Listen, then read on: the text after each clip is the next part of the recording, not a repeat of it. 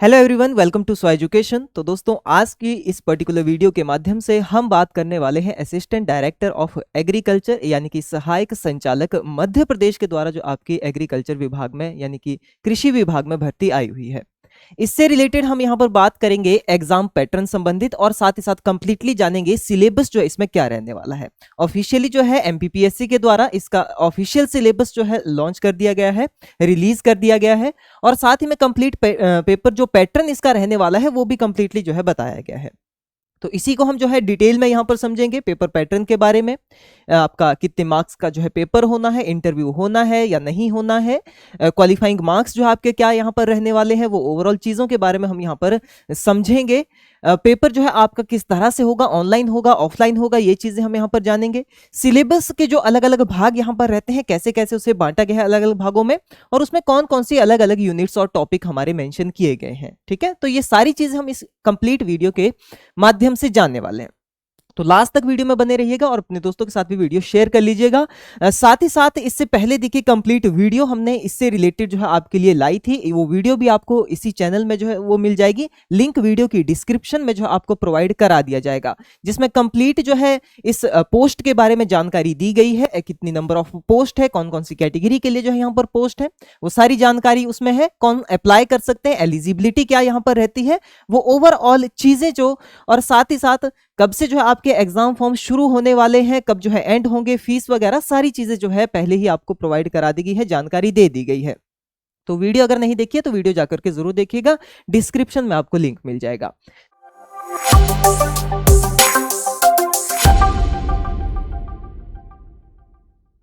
चलिए आगे बढ़ते हैं, यहां पर बात करेंगे, शुरुआत करेंगे एग्जाम पैटर्न से। एग्जाम पैटर्न यानी कि ओवरऑल जो है किस तरह का आपका ये पेपर रहने वाला है। तो अगर हम समझे, देखिए ओवरऑल मार्क्स को अगर हम यहां पर देखें तो देखिए 500 नंबर का आपका ओवरऑल एग्जाम ये रहने वाला है। ठीक है, ओवरऑल जो इसमें चाहे इंटरव्यू प्लस पेपर जो होगा आपका 500 मार्क्स हैं टोटल मार्क्स के अंतर्गत। ठीक है, सबसे पहली बात ये होगी। दूसरा, अगर हम यहां पर बात करें, देखिए इसी में जो ये अलग अलग विभाजन इसका किया गया है सिलेबस में, ठीक है, वो आपका रहता है, एक तो खंड अ हो गया और एक खंड ब हो गया, यानी कि सेक्शन ए और सेक्शन बी में जो है सिलेबस को बांटा गया है। सेक्शन ए जो है, ठीक है, ध्यान देना आपने, ये सामान्य अध्ययन से संबंधित जो है आपसे इसमें प्रश्न पूछे जाएंगे।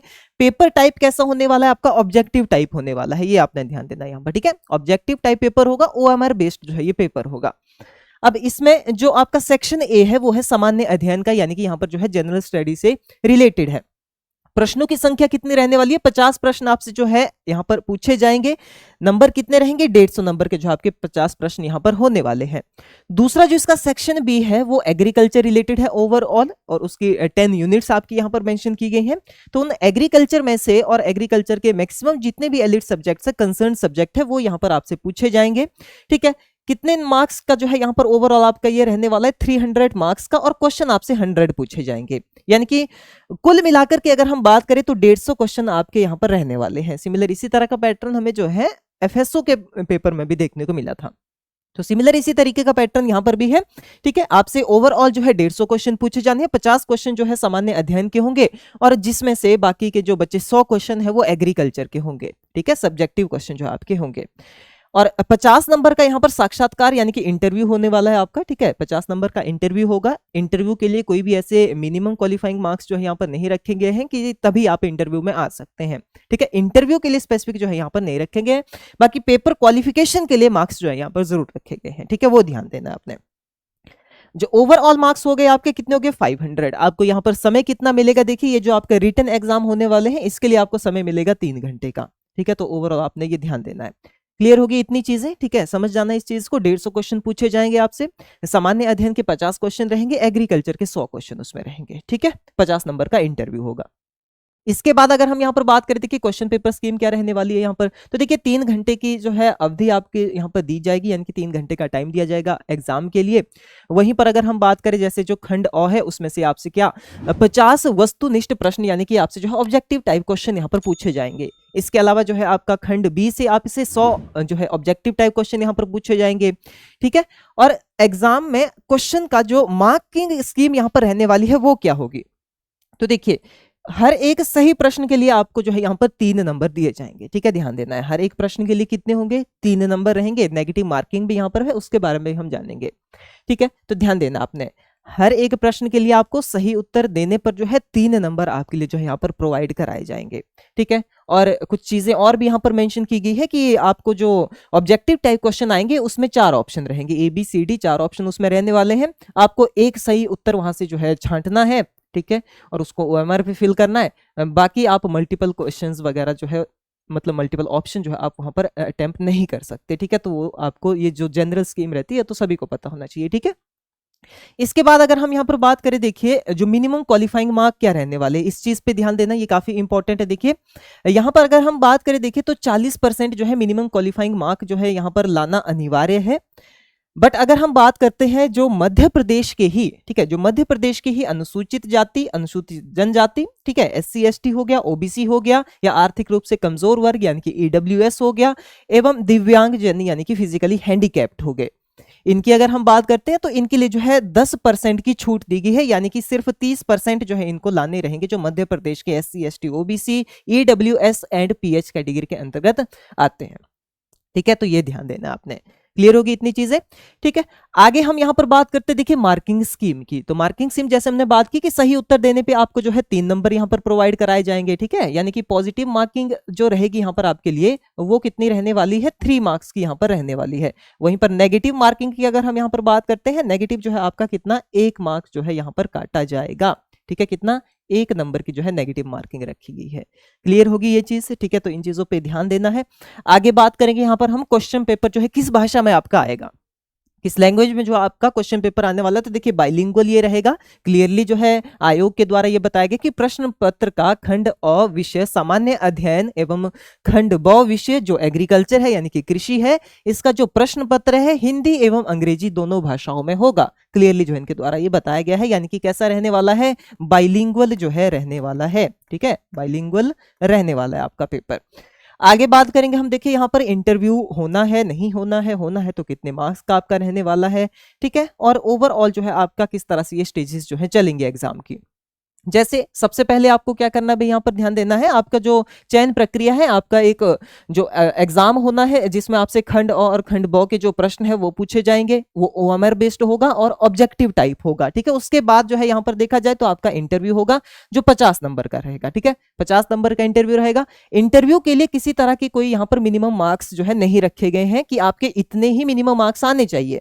ठीक है, तो ये ध्यान देना है आपने। नॉर्मल अगर आप जो है क्वालिफाइंग मार्क को पार कर जाते हैं तो फिर उस हिसाब से आपको जो है वहां पर मेरिट बेसिस क्या किया जाएगा, बुलाया जाएगा। ठीक है, वो आपने ध्यान रखना है। तो इंटरव्यू के लिए कोई भी ऐसे फिक्स मिनिमम मार्क्स जो है नहीं रखे गए हैं, तो वो भी ध्यान देना है। क्लियर होगा भाई यहाँ पर। और देखिए इंटरव्यू में जब भी आप जाएंगे, ऐसा नहीं कि आप जो है वहां पर इंटरव्यू वाली मेरिट लिस्ट में भी आ गए हैं और वहीं पर आप जो है प्रॉपर तरीके से जो एक इनकी तरफ से एक फॉर्म फिल करना आपको रहता है और एनवेल्प में उनको जो है बाई पोस्ट भेजना रहता है आयोग को, वो भेजना जरूरी है यहाँ पर, तभी आप इंटरव्यू में जो है एक तरह से एलिजिबल माने जाएंगे। अगर आप वो चीज़ नहीं करते हैं तो आपको जो है इंटरव्यू से बाहर किया जाएगा। ठीक है, वो भी क्लियरली जो इनके द्वारा बताया गया, इन चीज़ों पे भी ध्यान देना है। बाकी ये बात की बातें हैं, उस वक्त भी जो हम इसके रिलेटेड इन्फॉर्मेशन आपको जो है समय समय पर लाते रहेंगे। ठीक है, चलिए अब सिलेबस की बात यहां पर करते हैं। सबसे पहले जान लेते हैं यहाँ पर, देखिए जो सिलेबस है खंड अ का यानी कि सेक्शन ए जो है यहाँ पर सामान्य अध्ययन से जो संबंधित है, यानी कि जनरल स्टडीज का जो है ये सिलेबस है। अब इस खंड अ में सेक्शन ए में जो आपके 2 पार्ट आते हैं, ये भी ध्यान रखना है। इसमें पार्ट ए है और पार्ट बी है। ठीक है, ये ध्यान देना है, ये 2 पार्ट में बांटा गया है आपका जो जनरल स्टडी वाला सिलेबस है। पार्ट ए में हमें कौन कौन से सब्जेक्ट देखने को मिलते हैं, देखिए मध्य प्रदेश का इतिहास है, यानी कि हिस्ट्री ऑफ मध्य प्रदेश, इससे संबंधित आप यहाँ पर देख सकते हैं भाई, मध्य प्रदेश का प्राचीन इतिहास या प्रागैतिक इतिहास हो गया, काल का इतिहास। ठीक है, और ये सारे के सारे टॉपिक यहाँ पर मेंशन है। ठीक है, जैसे मध्यकालीन इतिहास हो गया, आधुनिक इतिहास, स्वतंत्रता आंदोलन मध्य प्रदेश के, या मध्य प्रदेश का जनजातीय इतिहास एवं जनजातीय साहित्य। ठीक है, ये सारी चीजें जो आपकी यहाँ पर मेंशन की गई है। तो ये यूनिट 1 होगी। यूनिट 2 आपकी जो खंड अ के अंतर्गत भाग ए में आने वाली है, पार्ट ए में, वो कौन सी है, वो है मध्य प्रदेश का भूगोल, यानी कि यहाँ पर आपसे जियोग्राफी रिलेटेड पूछा जाएगा, मध्य प्रदेश से जो संबंधित है।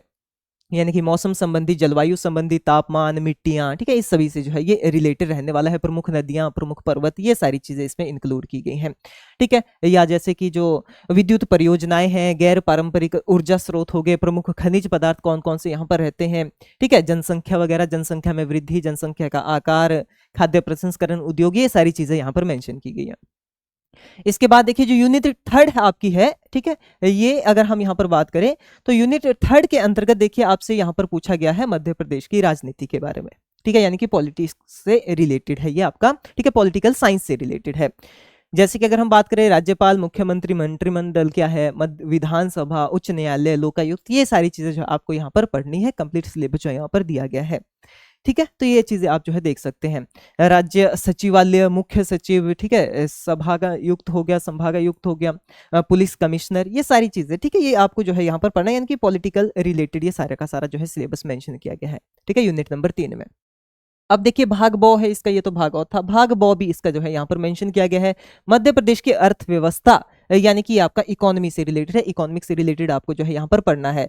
अर्थव्यवस्था किस तरह की है, ठीक है, ग्रामीण और जो आपका शहरी विकास है वो किस तरह से जो है हो रहा है, कौन कौन सी मेजर जो है वहां पर एक तरह से इकोनॉमी के साधन कौन कौन से हैं, स्रोत कौन कौन से वहां पर, ठीक है, शिक्षा, स्वास्थ्य, कौशल विकास की स्थिति क्या है, ये सारी चीजें आपको यहाँ पर पढ़नी है, ठीक है। डिटेल्ड सिलेबस जो आपका यहाँ पर प्रोवाइड किया गया है, ठीक है, और इसकी लिंक आपको जो है दी भी जाएगी, प्रोवाइड कराई जाएगी वीडियो में। आप स्व एजुकेशन एप्लीकेशन को डाउनलोड कर लीजिए, वहां पर जाकर के आप सिलेबस सेक्शन में जाकर के सिलेबस चॉइस का डाउनलोड कर सकते हैं, ओवरऑल वहां से आप प्राप्त कर सकते हैं, ठीक है। बाकी ऑफिशियल वेबसाइट पर भी एमपीपीएससी की जो है मेंशन किया गया है। आगे हम बात करें, देखिए यहाँ पर खंड ब के सॉरी जो आपका पार्ट बी है, ठीक है, पार्ट बी के अंतर्गत ही खंड अ में जो है आपका यहाँ पर मध्य प्रदेश की जनजातियां, विरासत, लोक संस्कृति एवं लोक साहित्य रिलेटेड जो है आपको यहाँ पर पढ़ना है, यानी कि tribes of Madhya Pradesh, heritage, folk culture, folk literature, और ये आपको स्पेसिफिकली एमपी के रेफरेंस में ही पढ़ना है, ठीक है, ये ध्यान देना आपने। यहाँ पर हम पढ़ेंगे किस चीज के बारे में भी, मध्य प्रदेश की जनजातियां, भौगोलिक विस्तार, जनजातियों से संबंधित संवैधानिक प्रावधान क्या क्या है, मध्य प्रदेश की प्रमुख जनजातियां कौन कौन सी है, विशेष पिछड़ी जनजातियां कौन कौन सी है, वो सारी चीजें यहाँ पर जो है इंक्लूड की गई है। स्वतंत्रता आंदोलन में क्या जो है उनका सहयोग रहा है, वो सारी चीजें, ठीक है, वो इसके अंतर्गत आएंगी। नेक्स्ट जो यहाँ पर मेंशन किया गया है यूनिट 5 जो आपकी है, ये किससे रिलेटेड है, अंतरराष्ट्रीय, राष्ट्रीय व मध्य प्रदेश की महत्वपूर्ण समसामयिक घटनाएं तथा सूचना एवं संचार प्रौद्योगिकी से ये संबंधित है, यानी कि important contemporary event of international, national and Madhya Pradesh and information and communication technology से ये संबंधित है, ठीक है। यानी कि यहाँ पर आपको बेसिक कंप्यूटर से संबंधित भी जो है सामान्य ज्ञान से प्रश्न जो है देखने को मिलेंगे इस पेपर में, तो इस चीज पे भी जो जरूर ध्यान देना है, ठीक है। कंप्यूटर भी यहाँ पर इंक्लूड है, कंप्यूटर के कुछ इंपॉर्टेंट टॉपिक जैसे देखिए इंफॉर्मेशन टेक्नोलॉजीज क्या है, कंप्यूटर क्या है, डिफरेंट जनरेशन हो गया, आर्टिफिशियल इंटेलिजेंस क्या है, मशीन लर्निंग क्या है, ये सारी चीजें यहाँ पर मेंशन की गई है, ठीक है। तो ये आपका सिलेबस रहता है यहाँ पर सेक्शन ए के अंतर्गत, ठीक है, सेक्शन ए का ये सिलेबस है। सेक्शन बी जो किससे संबंधित है, एग्रीकल्चर वाला जो सेक्शन हमारे पास है, इसमें कंप्लीट डिटेल्ड सिलेबस जो है यहाँ पर दिया गया है, प्रोवाइड कराया गया है। इसमें अगर हम बात करते हैं, देखिए यूनिट फर्स्ट जो है यहाँ पर, ठीक है, यूनिट फर्स्ट के अंतर्गत दिए गए कुछ प्रमुख टॉपिक है, जैसे कि कृषि, एग्रीकल्चर क्या है, और राष्ट्रीय अर्थव्यवस्था में जो है कृषि का क्या महत्व है, ये सारी चीजें आपको यहाँ पर जाननी है।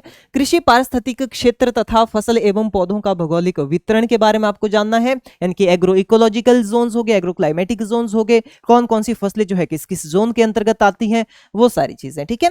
और कृषि विरासत यानी कि एग्रीकल्चरल हेरिटेज के बारे में आपको पढ़ना है। टिकाऊ खेती, पशुपालन एवं प्रबंधन, sustainable agriculture, live stock rearing and management के बारे में, यानी कि पशुपालन के बारे में ओवरऑल चीजें आपको जाननी है। यहाँ पर कृषि और किसानों को सहयोग देने के लिए राज्य और केंद्र सरकार के द्वारा जो जो योजनाएं यहाँ पर चलाई जा रही हैं, ठीक है, उसके बारे में। दलहन और तिलहन पे जो है क्या निर्भरता है, आत्मनिर्भरता है यहाँ पर स्पेशली मध्य प्रदेश की ओर से, तो वो चीजें जो है हमें क्या करनी है यहाँ पर कंप्लीटली जो है जानना है। या इससे रिलेटेड देखिए दलहन व तिलहन में आत्मनिर्भरता जो मिशन है, यानी कि जो आपका self sufficiency mission in pulses and oil seed है, उससे रिलेटेड आपको कंप्लीटली जो है यहाँ पर समझना है, ठीक है।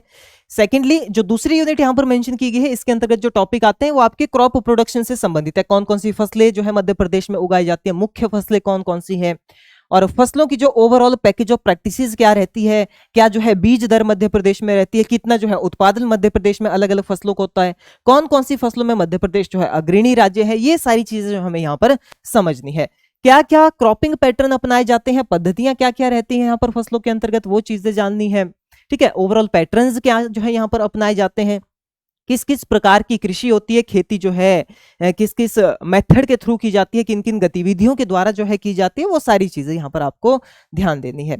साथ ही कुछ यहाँ पर जो है आपको जो हमारे पास प्रिसीजन एग्रीकल्चर रिलेटेड जो टॉपिक होते हैं उसके बारे में जो है मेंशन किया गया है, जैसे जियो इन्फॉर्मेटिक्स है, नैनो टेक्नोलॉजी है, देखिए प्रिसीजन फार्मिंग है, ठीक है, एग्रीकल्चर इन्फॉर्मेटिक्स है, आर्टिफिशियल इंटेलिजेंस और रोबोटिक्स का एग्रीकल्चर में क्या यूज है, ये सारे जनरल टॉपिक भी जो है मेंशन किए गए हैं।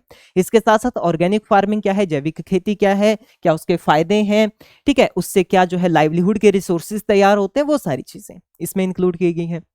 इसके बाद देखिए यूनिट जो तीसरी है, थर्ड यूनिट के अंतर्गत जो है यहाँ पर environment, crop and weather relationship, floods, cold waves and frost, यानी कि जितने भी एनवायरमेंटल फिनोमिनन्स हैं वो यहाँ पर दिए गए हैं। यानी कि देखा जाए तो ये मेट्रोलॉजी वाला सेक्शन आपका यहाँ पर हो गया।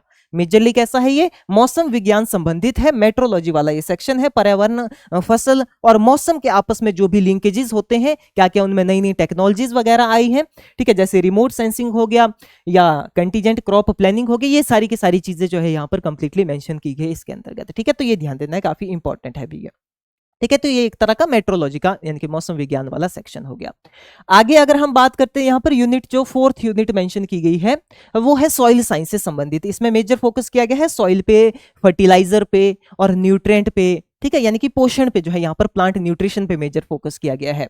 जैसे कि देखिए soil as a medium for plant growth and its composition, यानी कि सॉइल जो प्लांट ग्रोथ के लिए कैसे जो है एक मीडिया की तरह काम करती है, मिट्टी में क्या क्या चीजें पाई जाती है, कौन कौन से कंपाउंड पाए जाते हैं, वो overall composition, mineral, organic, inorganic constitute जो है कौन कौन से होते हैं मिट्टी के, किन किन घटकों से बनकर के जो है मिट्टी तैयार होती है, वो सारी चीजें स्पेसिफिकली यहाँ पर बताया गया है कि सॉइल टाइप मध्य प्रदेश में कौन कौन है वो आपको यहाँ पर पढ़ना है।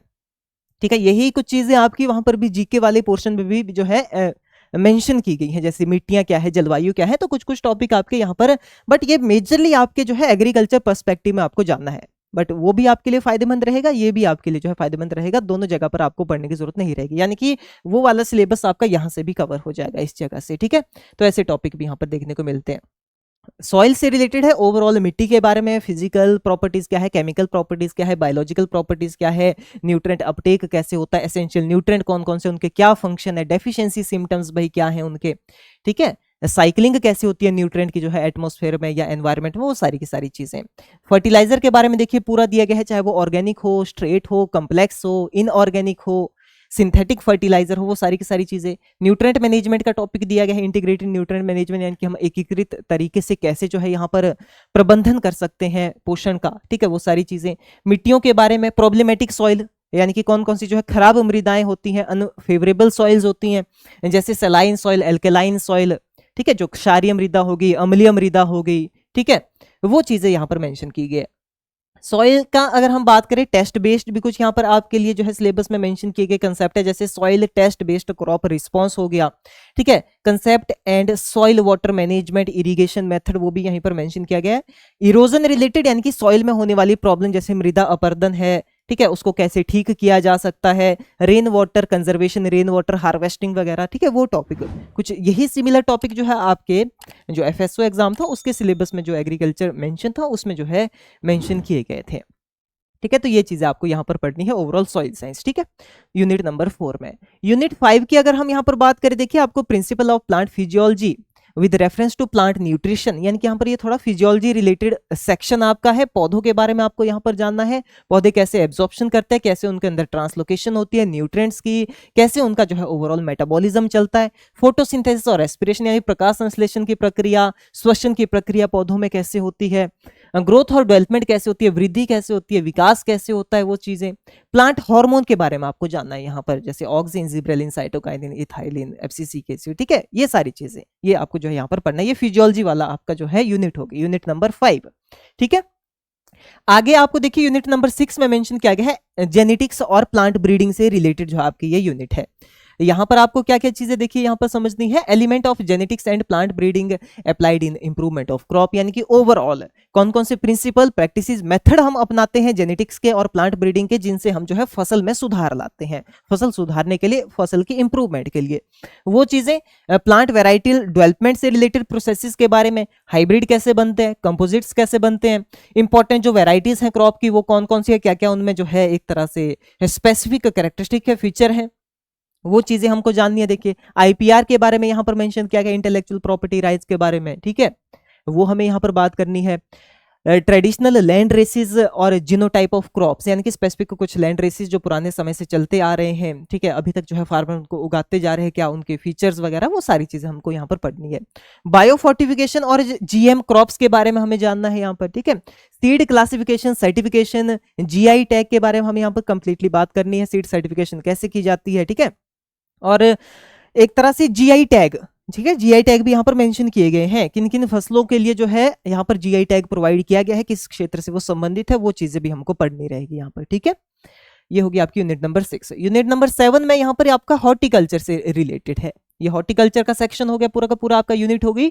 Important fruit, vegetable, spices, specifically Madhya Pradesh के कौन कौन से है भाई, ठीक है, उनके बारे में हमें यहाँ पर पढ़ना है, उनके पैकेज ऑफ प्रैक्टिसेस क्या है, यानी कि ओवरऑल उनको उगाने के क्या क्या जो है मेथड होते हैं, क्या क्या गतिविधियां जो स्पेसिफिकली मध्य प्रदेश से संबंधित है, वो कौन कौन सी है, कृषि की पद्धतियां जो स्पेसिफिकली वहीं पर अपनाई जाती हैं ज्यादातर, ठीक है, उस पर ज्यादा फोकस करना है। क्रॉप रोटेशन, इंटरक्रॉपिंग, यानी कि क्रॉपिंग के सारे जो भी हमारे पास टाइप्स रहते हैं, पैटर्न रहते हैं, सिस्टम रहते हैं, वो आपको यहाँ पर पढ़ने हैं, ठीक है। हाईटेक हॉर्टिकल्चर, वैल्यू एडिशन और पोस्ट हार्वेस्ट प्रोसेसिंग भी यहाँ पर हमें पढ़ना है। मार्केटिंग और स्टोरेज हो गया, ठीक है, और एक्सपोर्ट ऑफ एग्रीकल्चरल कमोडिटीज, इसके बारे में जो हमें यहाँ पर जानना है, कौन कौन सी मेजर ऐसी कमोडिटीज है जो भारत से एक्सपोर्ट होती हैं, ठीक है, जो एक्सपोर्ट ओरिएंटेड जिनकी प्रोडक्शन होती है। मेजरली यहाँ पर भी हमें मध्य प्रदेश पे ज्यादा फोकस करना है, ठीक है, कि मध्य प्रदेश किन किन जो फसलों के उत्पादन में अग्रणी है और जो ज्यादातर जो है वो कौन सी फसलों का जो है एक्सपोर्ट ओरिएंटेड प्रोडक्शन करता है, ठीक है, निर्यात के लिए उत्पादन करता है। इसके बाद देखिए यूनिट नंबर 8 जो हमारी है, ये आपका रिलेटेड है, देखिए serious weeds, pest diseases affecting major crop, ये आपका ओवरऑल प्लांट प्रोटेक्शन रिलेटेड है। एग्रीकल्चर अगर हम बात करें तो देखिए 2 सेक्टर हमारे पास मेजर होते हैं, ठीक है, 2 हमारे पास जो है यहाँ पर मेजर सिस्टम चलते हैं एग्रीकल्चर के अंदर। एक हो गया प्रोडक्शन सिस्टम, यानी कि जहां पर उत्पादन हो रहा है फसल का, दूसरा हो गया प्रोटेक्टिव सिस्टम, यानी कि जहां पर हम फसलों का रख रखाव कर रहे हैं। तो ये पूरा का पूरा प्रोटेक्शन रिलेटेड है, क्रॉप प्रोटेक्शन से संबंधित है, ठीक है, प्रोटेक्शन से संबंधित है। अगर हम बात करें यहाँ पर तो आपको ओवरऑल जानना है कि प्लांट प्रोटेक्शन मेजर कौन कौन से हो सकते हैं, कौन कौन से क्रियाकलाप जो है हम करते हैं बीमारियों से बचने के लिए, खरपतवारों से बचने के लिए, इंसेक्ट पेस्ट से बचने के लिए, कीट पतंगों से बचने के लिए, ठीक है, वो चीजें जाननी है ओवरऑल इस यूनिट में मेंशन की गई, यूनिट नंबर 8 में। इसके बाद देखिए हमें यहां पर पढ़ना है यूनिट नंबर 9। यूनिट नंबर 9 में क्या चीजें मेंशन की गई है, ये आपका है principle and objective of surveying, ये आपका एग्रीकल्चर इंजीनियरिंग वाला सेक्शन हो गया, ठीक है, कौन सा, ये एग्रीकल्चर इंजीनियरिंग वाले टॉपिक यहाँ पर सारे के सारे रहते हैं, जैसे contouring, farm development, land capability classification, farm machinery, equipment कौन कौन से जो है यूज होते हैं एग्रीकल्चर में, ठीक है, bullock drone and power driven implement जो है, अभी भी कौन कौन से जो बुलॉक ड्रोन इंप्लीमेंट है वो यूज होते हैं, पुराने टाइम में यूज होते थे, वो चीजें हमें जाननी है। सीड बेड प्रेपरेशन है भी यहाँ पर, ठीक है, वो सारी चीजें हमें यहाँ पर पढ़नी है, यानी कि ओवरऑल ये आपका किससे रिलेटेड है, इंजीनियरिंग, एग्रीकल्चर इंजीनियरिंग वाला भी ये सेक्शन यहाँ पर हमारे पास देखने को मिलता है।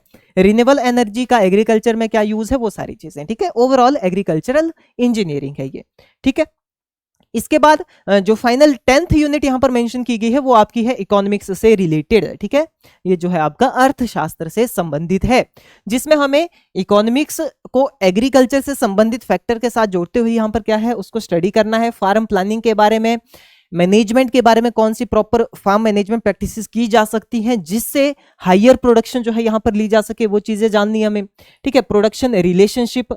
इसके अलावा देखा जाए तो मार्केटिंग ऑफ एग्रीकल्चरल प्रोड्यूस, यानी कि ओवरऑल आपको मार्केटिंग के बारे में भी जानना है, डिफरेंट टाइप ऑफ मार्केट्स क्या होते हैं, वो चीजें आपको यहाँ पर समझनी है। प्राइस के बारे में आपको यहाँ पर समझना है कि जो एग्रीकल्चरल प्राइस है, ठीक है, कैसे वो सेट किए जाते हैं, कौन सेट करता है, वो चीजें भी हो गई, और ऊपर से कैसे जो है मार्केट में फ्लक्चुएशंस आती हैं, कब फार्मर को नुकसान हो सकता है, कब नहीं, फार्मर्स को नुकसान से बचाने के लिए कौन कौन सी पॉलिसी सरकार के द्वारा चलाई जा रही है, वो सारी चीजें आपकी इसमें इंक्लूड रहती हैं, ठीक है। जैसे एमएसपी जैसी। इसके बाद देखिए principle and objective of agriculture extension, तो देखिए एक्सटेंशन यानी कि कृषि विस्तार भी यहीं पर बताया गया।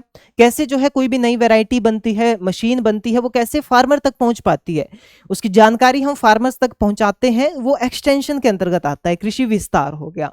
ठीक है, तो ये आपका जॉब ओरिएंटेड भी भाई सारा का सारा सेक्शन यहाँ पर देखने को मिलता है, इस पे थोड़ा ज्यादा फोकस करना है आप लोगों ने, ये आपको इंटरव्यू तक जो है मदद देगा अगर सही से आप इस चीज को पढ़ेंगे।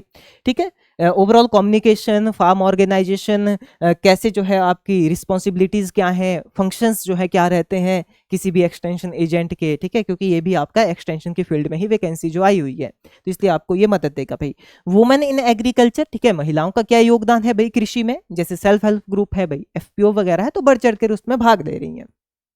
एंटरप्रेन्योरशिप हो गया, वुमेन एम्पावरमेंट। ठीक है, opportunities for agriculture entrepreneurship and rural enterprises for womens. ठीक है, वो चीजें आपने यहाँ पर जाननी है। फार्मर प्रोड्यूसर ऑर्गेनाइजेशन जो एफपीओ है क्या है।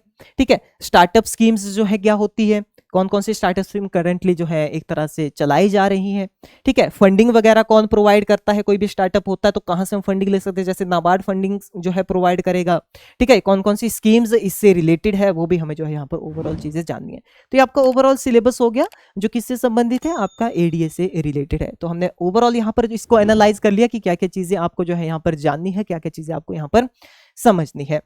ठीक है, बाकी दूसरी जो एलिजिबिलिटी और जो इंपॉर्टेंट डेट्स कौन कौन सी रहने वाली है, एग्जाम फॉर्म फिलिंग कब से आपकी स्टार्ट होगी, कब तक आप फिल कर सकते हैं, विदाउट लेट फी कब तक फिल कर सकते हैं, कितना फीस आपकी रहने वाली है, एलिजिबल कौन कौन है, वो सारी की सारी चीज़ें हम पहले एक और वीडियो में डिस्कस कर चुके हैं। वो जो है आपको उसका लिंक वीडियो की डिस्क्रिप्शन में मिल जाएगा, वो भी ज़रूर देख लीजिएगा ताकि आपको पता लगे आप एलिजिबल हैं या नहीं है। ठीक है, नंबर ऑफ पोस्ट कितनी है वो भी आपको वहीं से जो है कंप्लीट जानकारी उस वीडियो के माध्यम से मिल जाएगी। तो चलिए मिलते हैं नेक्स्ट किसी इंफॉर्मेटिव वीडियो में, तब तक के लिए थैंक यू, धन्यवाद।